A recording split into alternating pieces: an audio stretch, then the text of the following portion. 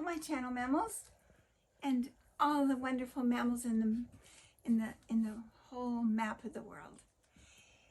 This is a very special little urn.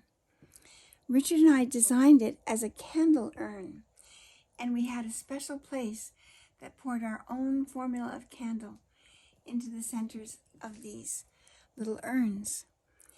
But we stopped doing that, and we still have these little urns, and we've used them in so many ways. This is very much of an invention. See the crest on here? V, ampersand, in the middle, R. I call that an ampersand because it's Victoria and Richard. And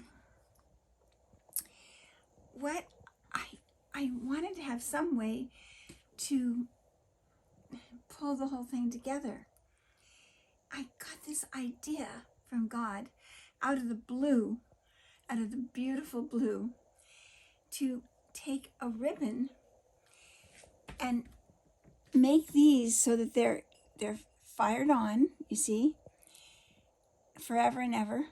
But there's the slot of the curve of the pot behind it. So I would pull the ribbon through on one side and on the other and clip it into little bird tail wings. Isn't that fun? So no matter what ribbon you want to put, you can put it yourself. You can change it for seasons, for whatever you prefer. So I love it for that. And I'll tell you a little story about this. We used to use these in a little row along our table whenever we were eating dinner in the summertime, because we had a different herb growing in each little pot. And I had a little pair of scissors stabbing in the earth next to each herb, so you could clip off whatever you want for your salad or for your meat or for just chomping on.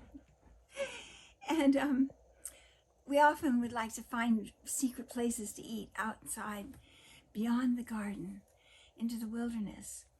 And there was one little clearing that was covered with trees that bowed over it. So it was like a little secret circle in the middle of the world. And we would set up the table out there and put these little pots either in a circle or a line, depending on what shape the table was. And everyone enjoyed so much appreciating the little herbs. And our advisor, Mr. Gooding from England, a very fine gentleman. He was a tremendous man. He was a big, tall man, just a giant size and a huge heart. And he would come and visit us often and have meetings with us. He was a very successful, worldwide successful businessman. And he owned a very big China company in Luxembourg, and all kinds of other accoutrements that would go with that dinnerware. So he had shops of his own a long time ago, before anybody in England ever had anything but the standard British pottery made up in the Midlands of England, you know, the traditional British potteries. So he was very advanced for his research and his approach to business, everything. So one time we were out there having a little feast, and the end of day sun was glinting through the leaves of the trees, making pretty shadows over everybody and just sparkling the whole late afternoon into evening. But I started to notice that Mr. Gooding got shorter and shorter. I couldn't figure out where he was going. All of a sudden, he was eating his salad like this. The table was here, and he was here. And I thought, what's happening to Mr. Gooding? I got up from my chair.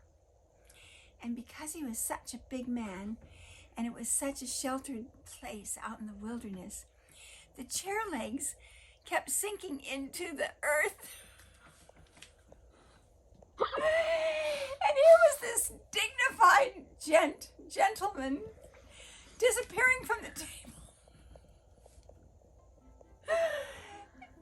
It's just so, I'll never forget it. So cheers to Mr. Gooding and our wonderful little urns, which you could also set a candle in them, you know. At Christmas time, you could, or any time, you could have them sparkling everywhere. Okay, so long.